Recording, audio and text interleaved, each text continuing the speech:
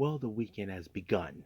So, we're going to do what we possibly can. But first things first, I want to apologize to people. I was unsuccessful to watch, of course, the Royal Rumble due to some, let's just say I got caught up with other things that was now allowing me for the timing. Now, I'm not sure if I can, I don't know, I'm considering either to do it for the next episode or not. That depending on me. But so we're going to continue on this particular episode with just two reviews. The first one is with ChocoPro. This one features, of course, Baliyan Akki's 10th anniversary, and he ends up in a gauntlet match against most of the ladies of ChocoPro. So that's going to be a lot interesting to look into. And then we jump in with AEW with several matches involved. We have the TNT title on the line. We even have, of course, John Moxley and Wheeler Yuta of the Death Riders in a Mid-South street fight against FTR. So a lot of things are going to happen. But also we cap up our episode with some news updates to keep it short for all of you, on give you guys updates on what's been happening in the world of wrestling, such as what events are happening, who's booked, what matches are set, including developments that are also happening in the world of pro wrestling as we speak. So let's get ready for another episode of the Lead It Wrestle Zone.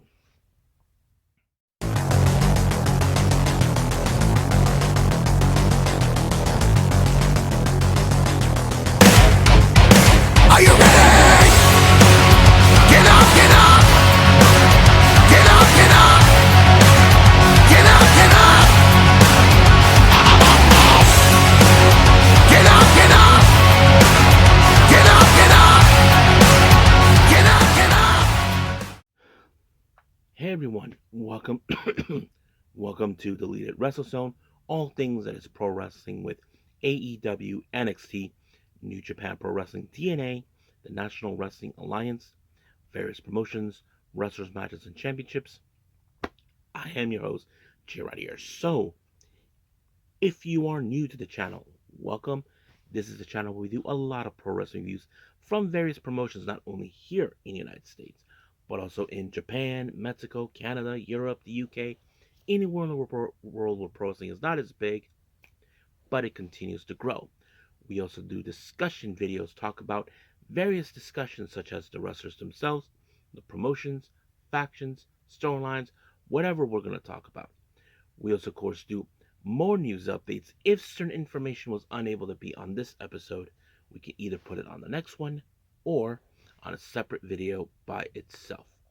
We also, of course, do real-timing news updates to keep you guys on alert if something has happened in the world of pro wrestling that needs to be addressed ASAP. We also, of course, got the Nike Sayaka Watch and various other cool wrestling content as well. So if you like what you see, please subscribe to us. So click on that subscribe button. You'll be getting a lot of daily reviews and other cool wrestling content as well. But if you like this episode, please give us a like on the like button or a nice comment in the description down below. Now, all introductions have been said. Let's get this show on the road. So let's begin with ChocoPro.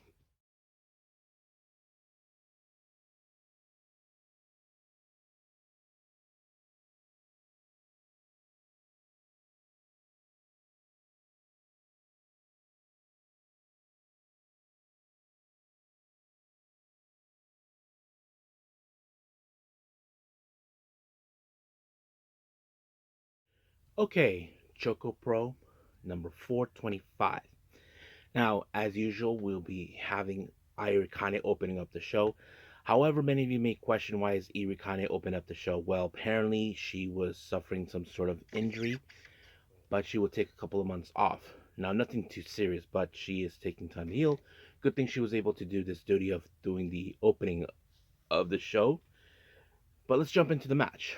Our first one, we have a three-way match. We have Miya Tsuba versus Chiko Shikawa versus Mei Shiruga.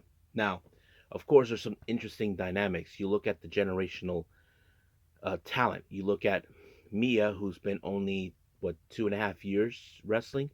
She's part of the fourth generation girls that were trained by Emi Sakura, and Mei Shiruga has more experience than, of course, than both Chi and Mei combined. But as you probably guess, anything could happen in this match. You probably would think that way. But in fact, it was May who picked up the win by pinning Mia. So she walked away with the win. Our next match, we have a tag team match. We have Hajime and Shin Suzuki taking on Masahiro Takanashi and Ken Oka. Nothing too special about this particular match, one way or the other. But of course, Ken Oka, many of you may know him.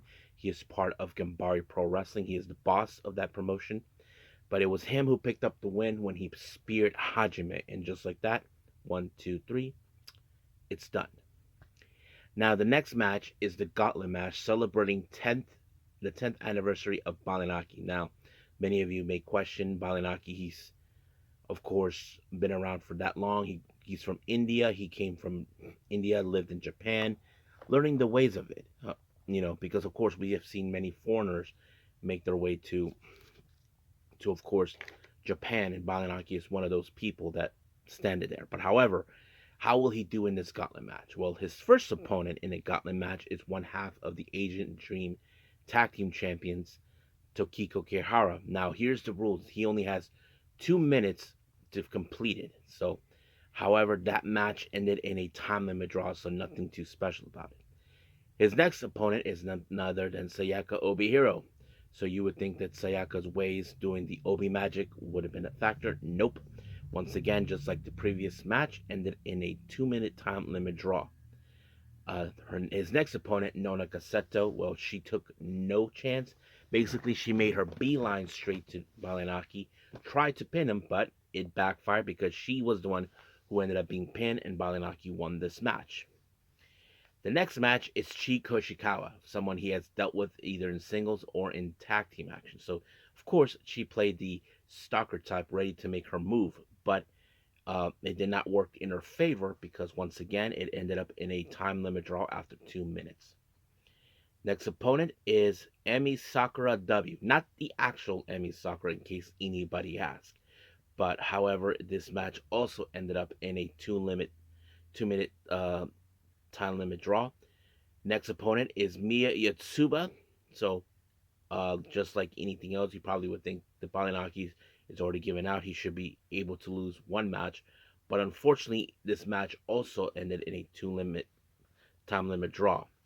The next person is, of course, the cute but also the very rascal of the group, Kaho Hiromi. So basically, you would think this would be an easy match because of her size, and that's exactly what happened. Um, she tried to choke Baliyan Akki, but it did not work because he landed on his back while Kaho was right strangling along with him. So he pinned him. But however, the last opponent is his best bro, Mei Shruga. You would think that Mei Shruga would have definitely tried to win this match, but nope. Just like any other match, it ended in a time limit draw. So basically, he walked away with 2 wins, while the rest ended up in a time limit draw. So that's how it goes. But as for our Jonkin tournament, the person who walked away is Ken Oka. So he won the piece of chocolate when he defeated Irikani, who was runner up. But of course, like any other show, when the show is over, everybody celebrated Baliyan Akki's 10th anniversary with the cake. So I thought it was nice. But also, don't forget there is an upcoming event in the Aitabashi Green Hall. They just began announcing matches for that. So we'll see what happens until then. But for now, we'll end things here and move on with our last review, AEW Collision.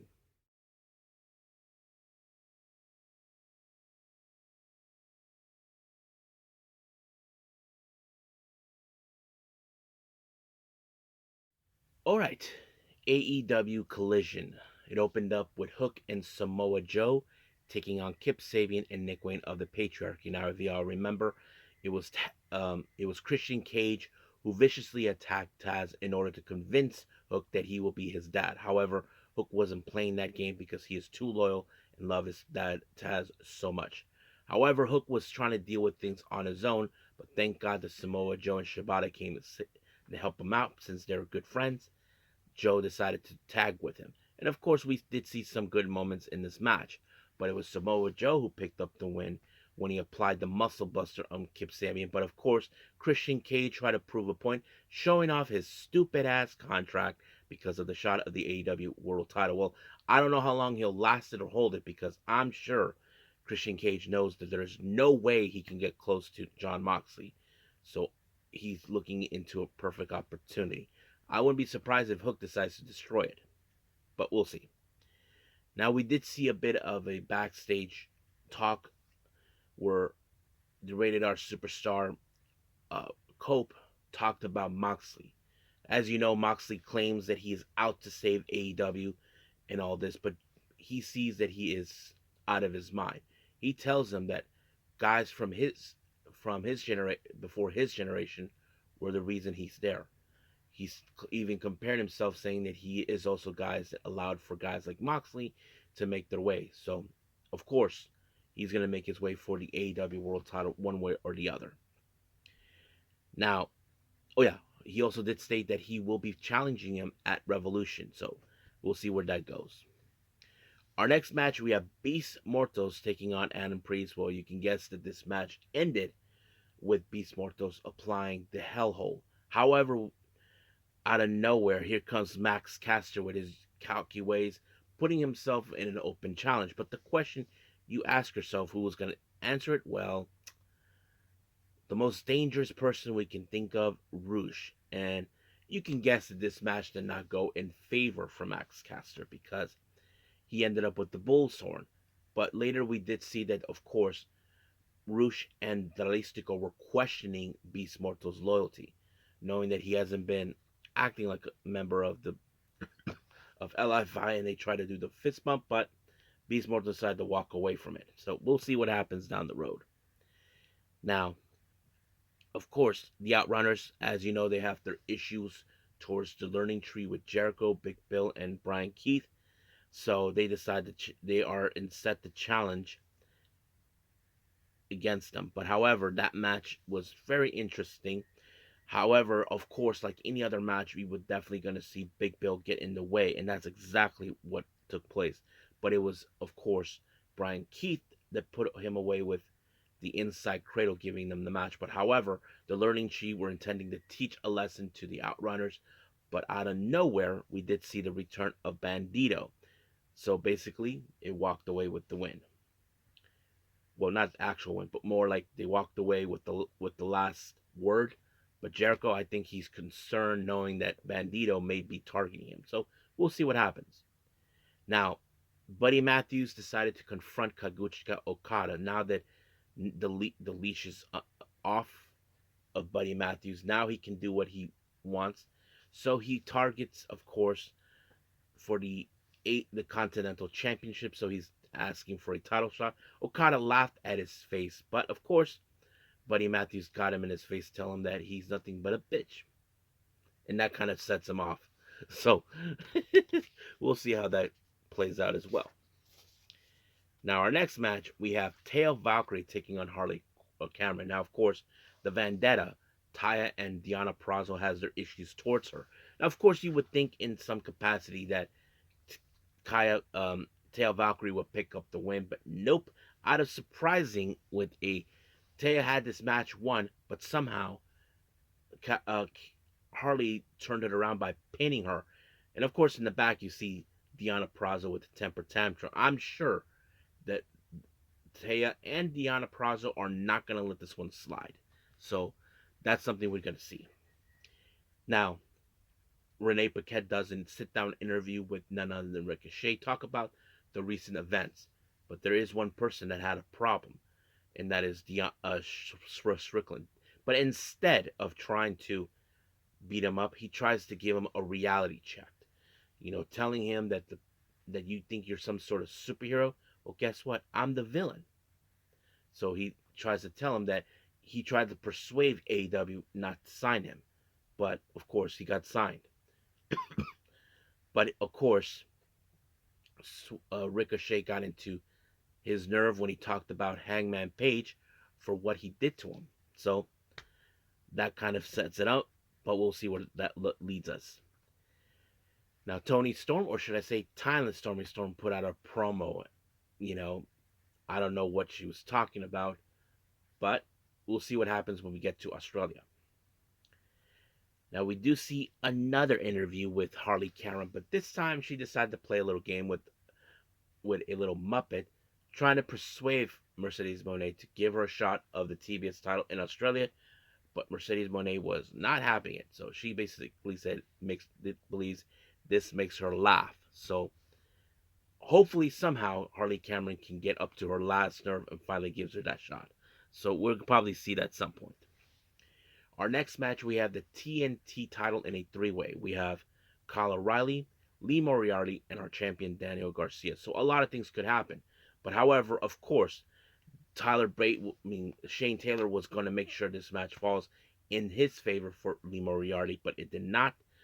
But of course, he managed to stop Kyle O'Reilly from winning, but it was, of course, the jackknife by the Garcia onto, of course, Moriarty to pick up the win. But however, things got a little crazy when the entire ship of the Shane Taylor promotion showed up.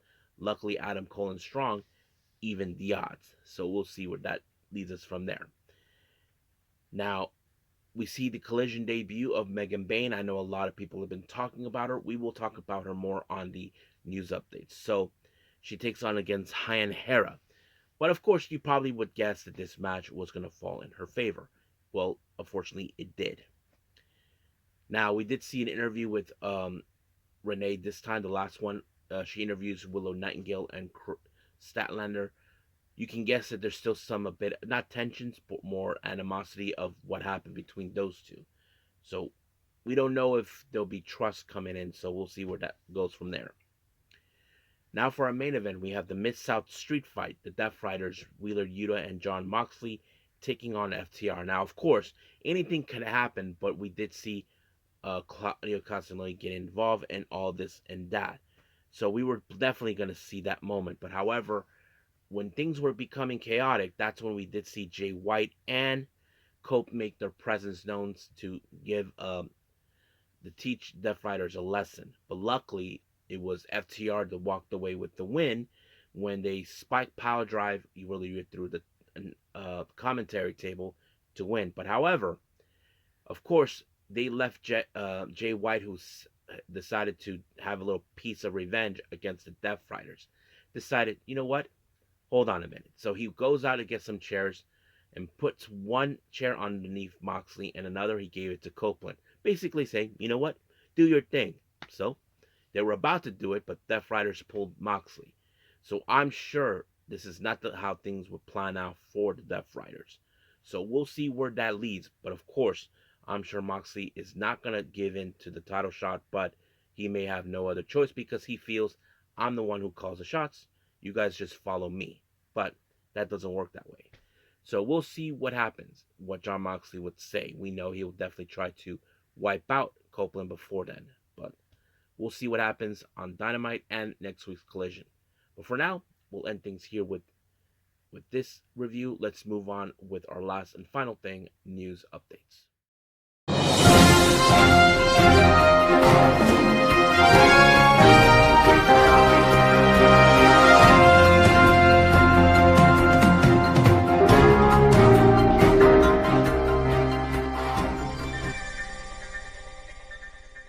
Okay, so welcome to our news updates. So let's begin with events upcoming with the promotions. This one is a very interesting one that came around in the Yoshi world. There's going to be a collision between the promotions with Marvelous and Colors. Basically, as you know, Colors and Marvelous will be clashing, so they just announced certain matches. First match, we have Ayame Sora taking on Veni. Chika Sarah Asuki takes on Nightshade. Shikayo Nagashima takes on Ai Hosen and Maria. Then the semi-main event features Leo Isaka making his return match. And then finally, the main event is a 6-woman tag match. We have Takumi Iroha, Miyu Momono, and Riko taking on the members of Colors, more specifically Saki, Hikari Shimizu, and Yuko Sakurai. So as you all know, this will take place on the 4th of February, this coming Tuesday. But as I mentioned this in the past recently, Hikari Shimizu is now on the verge of retiring this coming March. not yet about who will be her final opponent in that, so we'll stay close to that. As you know, Prestige Wrestling will be participating in Las Vegas on April 17th. They just announced Lyco's Gym making their debut. This one has Lyco Kid 1 and Lyco Kid 2. So both kids will be making their debut on that specific day. RevPro announced that they'll be making their return to Barcelona, Spain. That will happen on May 17th. Now for our development, this is our only one we have.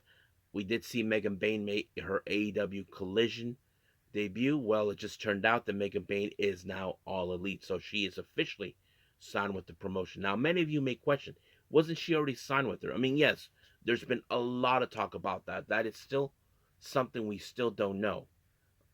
But I'm not sure how much negotiations they were going through. We still don't know behind the scenes on that. I'm sure some point we will hear from it. So I think that's pretty much it what we have. So for now, let's just call it a day. Well, I hope everybody enjoys this episode. Coming up, I haven't decided yet what I want to do for the next episode, but if you guys probably see me the way I'm talking today, that means I'm a bit exhausted. So I apologize for that if me the way I talk does not sound right, but what can I do? So anyway, as I said, we don't know what the next episode is going to be. I'm still debating on that. I'm either debating reviewing the Royal Rumble. We'll see.